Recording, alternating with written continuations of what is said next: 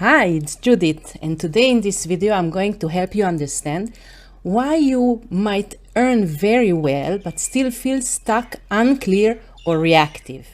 I have helped hundreds of high-earning professionals to discover the invisible patterns that holding their finances back and shift into clarity, structure, and calm. I will walk you through the three-part Clarity Compass starter map that will show you what is your flow, what is your balance, what is your clarity score, so you know exactly where you are right now and what's next. You can download the Clarity Compass starter map right here below, so you can follow along or do it later. So let's begin. So first thing first, let's get clarity, because once we know where we start from, we know how to build the road to get to the future we want, financial freedom. So in order to get clarity, we need to make a little bit order in our money, to know where exactly the money comes from, how much flows inside our household, where it goes out, how much exactly the amount that we are spending, and then to see how much we are saving, how much we can invest, and how much left on our bank account at the end of the month. So in order to help you to create this flow, I created for you like a treasure map, just to make it fun. I would like you to first of all write the exact date you are filling up this form, and then you start in the starting point. You list up your incomes. If it's coming from a job, how much is getting into your bank account. If you are getting it once in a month, so just write the whole amount. If you are getting it few times in a month, just add them up and write one number. Write your number, write your spouse number, and then add any other income you might have during this month, like maybe you rent another apartment for investment, or maybe you have some kind of help, or you have another job, a second job, or you have a side business.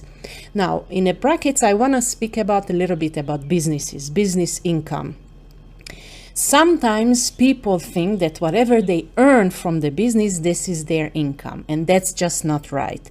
Usually, we divide the business income from our personal household income. So I would like to write down the amount that you really actually transferring from your business to your household every month.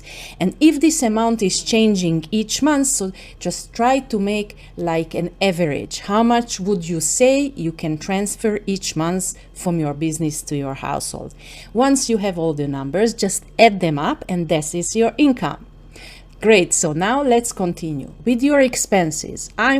Don't want you to run and open all your bank accounts and credit cards and loan and check what you have. You probably have a good feeling and knowledge about where you are, how much money goes out from your bank account each month. If you are living from your savings or whatever you earn, it's enough for your expenses. So just try to list the main things that you are spending on, like it's a rent or a mortgage, any other loans you might have, how much you spend on monthly expenses like fuel and gas and food, and how much you are spending on fun with your family, if you travel, if you have any hobbies that you invest in.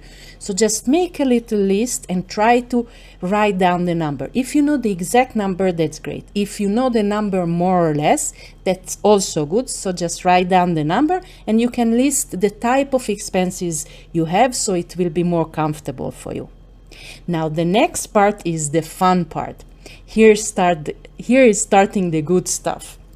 I want you to list all the savings you are putting away on the side each month.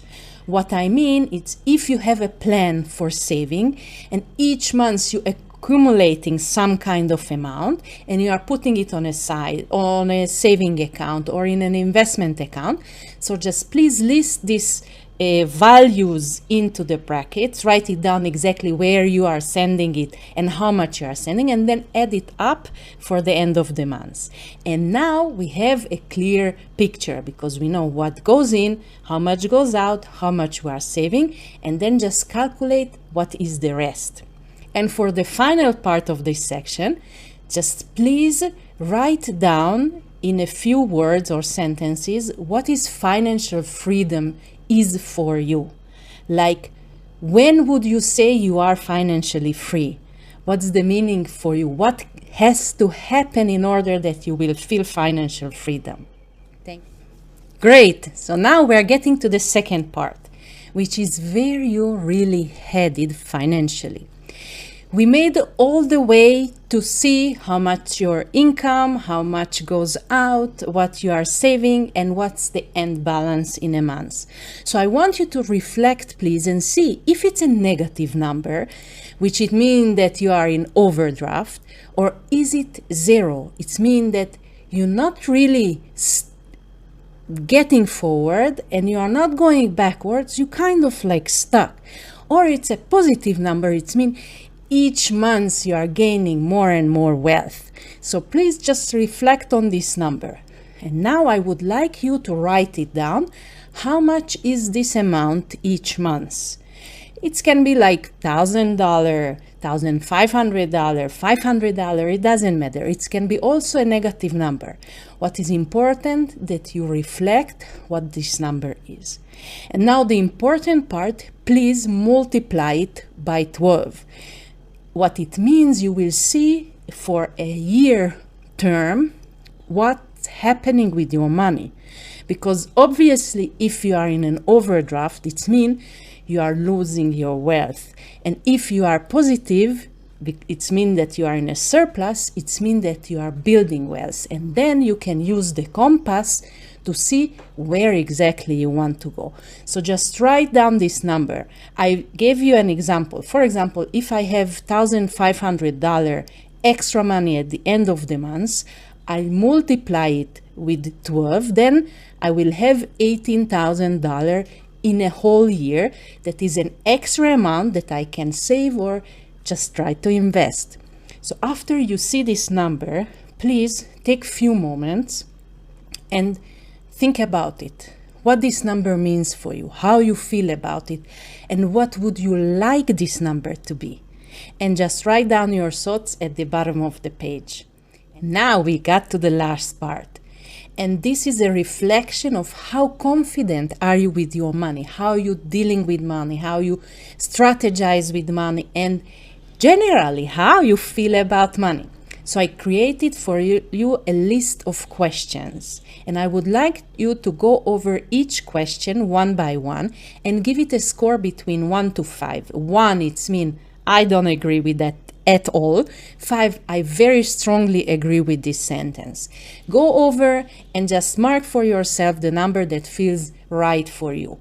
At the end of all the list, you will have a final score. Just add up, please, the number. Let's say you answered 1 for the first question and 3 for the second and 5 for the third, and just add up the numbers and write it down.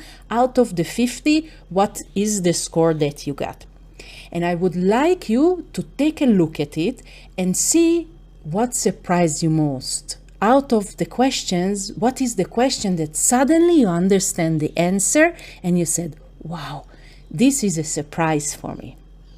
And now I would like you also to pick one area that you would like to do a shift and decide what will be the next move you would like to make in order to start to improve your financial future.